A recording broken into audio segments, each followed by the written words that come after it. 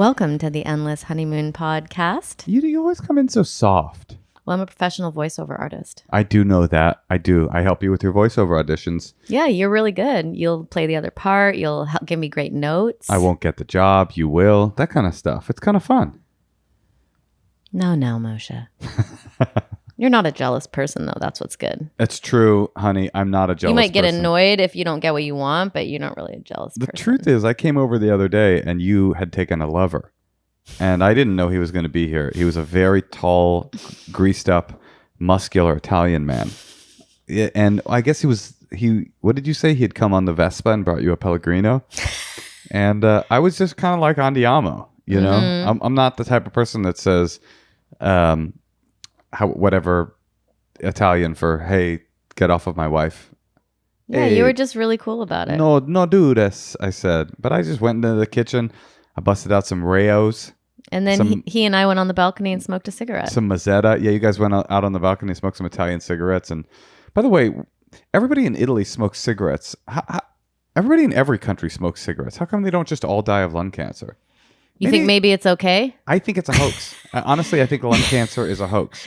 Brought to you by the people that brought you COVID-19. Well, people certainly accepted it right away, like full force. Everyone just smoked.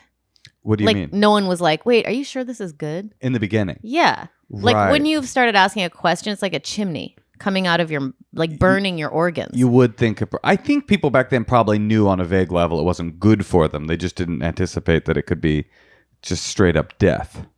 Right. And the wrinkles, you might not have figured that out. I'll tell you what, though. They taste good. Cigarettes? Remember? Yeah. If you can smoke one a day, I think that's probably okay. Who can smoke one cigarette a day? What human? You can't? Why don't you then? Sometimes I do. You do? Do you sneak out with Carlito? And go smoke a cigarette for real? No, but if like I'm at a party or something, I have. Let me ask you this, Natasha. If you were... But you haven't, and I don't want you to do that because you have a more addictive personality. Not that you would, Natasha. But if you were to take a secret lover, mm-hmm. What physical attributes would you choose? No tivas. That's not an attribute. That's a lack of an attribute. No, it's a personality trait. I've been getting a lot of compliments on the Tivas, by the way. I know, it's annoying. People love them. They think they're awesome. They say they're a really nice color palette. They'll come up to me after live shows and they're like, I'm on your side with the Tivas, by the way. It's just you're out of touch and that's okay. What about Tivas with striped stance socks? Stance socks with the Tiva? Good look. Thank you for bringing it up. Honey, you're out of touch with fashion and that's okay. But you evaded my question. What kind of lover would you take? Honestly,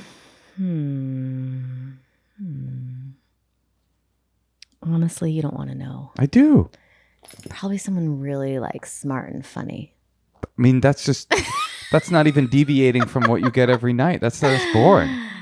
That's just more of the same. I know, but I like that. Right, that's what you're into.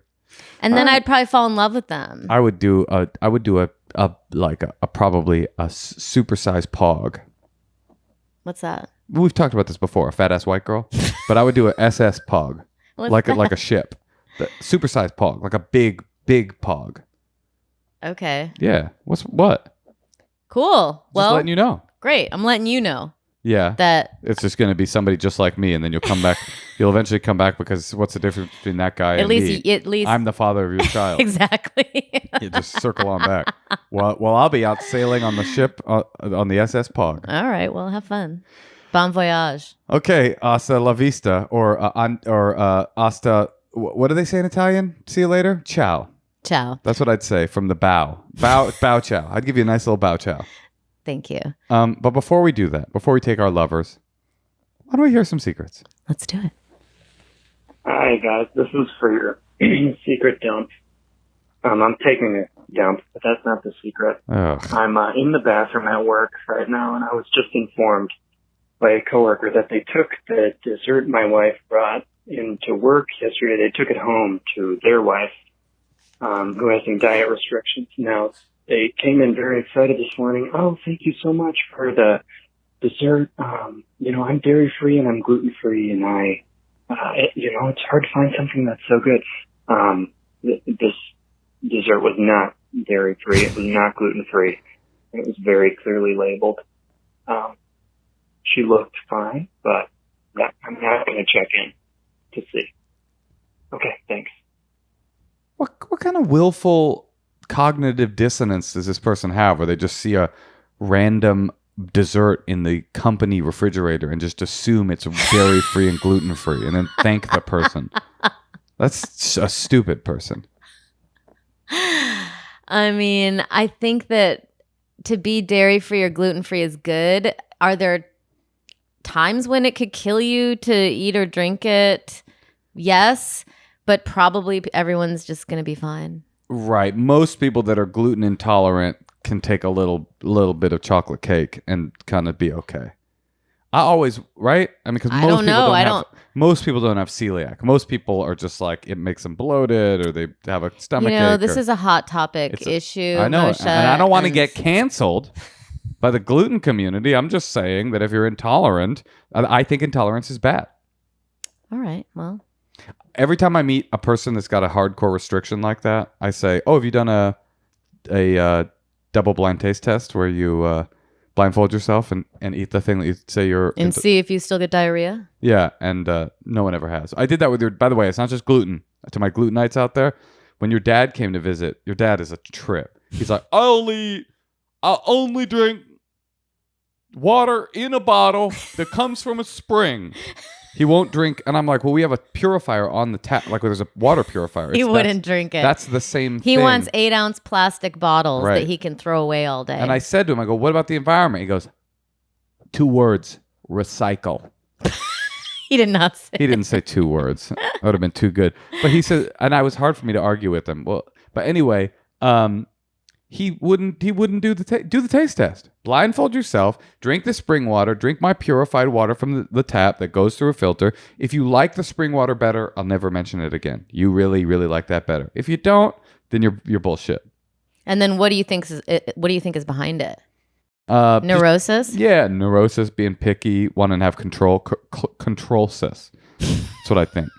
Now, I think gluten intolerance is real and people really have it, but I think many people that have it haven't done this double-blind taste test thing just to make sure. Hey, you know what? Just make sure. Hey, well, my dad does listen to this podcast, so probably you'll have He's going to kick my ass? No, but you're going to have to make him do the taste test then. Yeah. Johnny Legs, if you're out there listening, I'm coming for you. I'm coming to your town in Florida with a bottle of spring water and a bottle of Moshe tap water straight through that filter. We'll see. All right, I like it. Let's hear another secret. Hi, Moshe and Natasha. So my secret is that I moved recently. My mother is a complete narcissist, and she has no clue that I've moved. I think I'm going to keep it that way for a while. Kind of curious, actually, to see how long it takes her to realize that I don't live in the house that I used to live in anymore. There's a lot more to this story, obviously, but that's all I'm willing to share for now. So thanks for letting me share my secret with you guys. Love the podcast. Bye. Honestly, this stuff is so heartbreaking to me. Really? Yeah. Oh, because you think about your child? Yeah, and they're like, I'm going to move, and I hope she never finds what house I live in. Just don't be a psycho biatch. And then she'll always want to be around you. I like being around my mom because she didn't make me miserable. These people are never moving away from an awesome, loving mom that's just like, hey, you want to spend some time together? Maybe we could learn how to crochet. These are always psycho moms. No. Like, yes. Why would you move away from an awesome mom and not tell her where you went? Doesn't make sense. Right. You're right. Anytime I meet somebody that doesn't want to see their mom anymore, I say, have you taken the double-blind taste test? Which is where a mom and a random actor that you hire off of Craigslist call you on the phone, but they're speaking through a voice disguising technology. And if your mom really drives you crazy, then you really hate your mom. But if you don't like the actor too, then the problem is you. All right, let's hear another secret.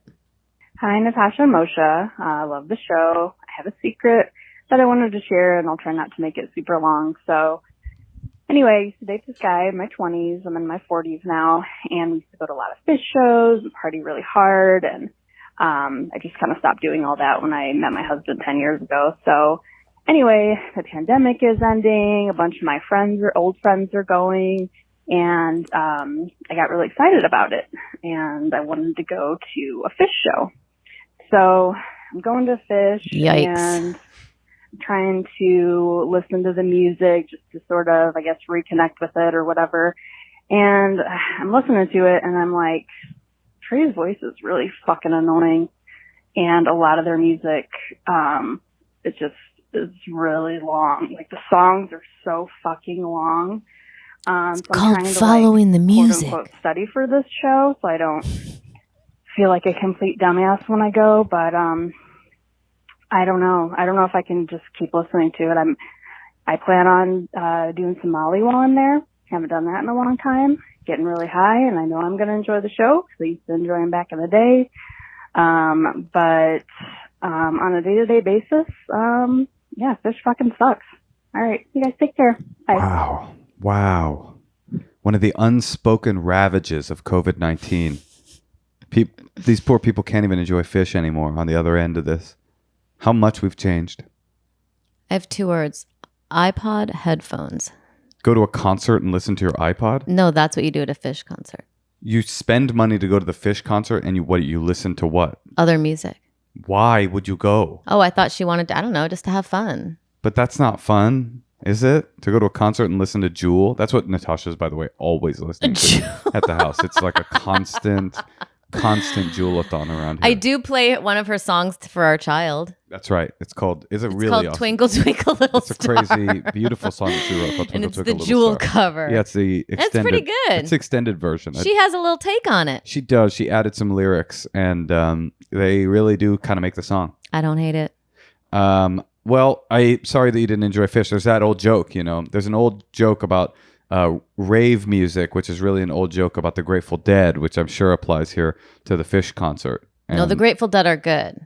Anyway, the joke goes, what did the Deadhead say when he got sober? This music sucks. It's an old... Right. Usually jokes do have that effect. But Jerry Garcia didn't suck. I think he was probably like amazing. I mean, the Dead... Maybe not. All jam bands I've had a difficult time. I don't like jam bands. I just recently started to like... Grateful Dead is a jam band. Well, I only like the Grateful Dead because I watched that documentary and then I kind of started listening to their music and kind of realizing how good it was. Long Strange Trip. Great documentary on Hulu. But I'm not trying to like go listen to John Mayer do Jerry Garcia's songs. No. But I will say this. Phish actually, like, beyond just their insane touring schedule and their amazing musicality, the fact that they had the time to hand churn an ice cream flavor for Ben & Jerry's, I mean, that's all you need to know about how hard they work. It's called Phish food, but it's spelled with a PH. Phish food. Pahish food. It's good. Yeah. And so congratulations, guys, on the ice cream. Hey, you know what? I don't even think I've ever heard Phish. You don't think you... Oh, yeah. I think I've heard them for 30 seconds and made up my mind. Well, so sorry about that. All I would have to do is give you a sketch of your average Phish listener. It's a guy who grew up in Connecticut. He's got a long flannel shirt, cargo shorts, flip-flops, and one of those cloth dad caps, but not worn in a cool way, but like with the brim really hardcore crunched into a C. That's your average Phish fan, Phish head, Phish food. All right, moving on. Natasha. But there's a lot of Tivas. There are definitely some Tivas, definitely some grad students. Maybe that's kind of why I don't geology. like them. Well, yeah, but then the things are trends. Things come in, they go out. Okay. Natasha, speaking of trends, I have to go follow one, and I have to go. Oh, really? Yeah. Okay. I've got to go. Okay, bye. Goodbye. Hey, before I go, Yeah. I love you. I love you too.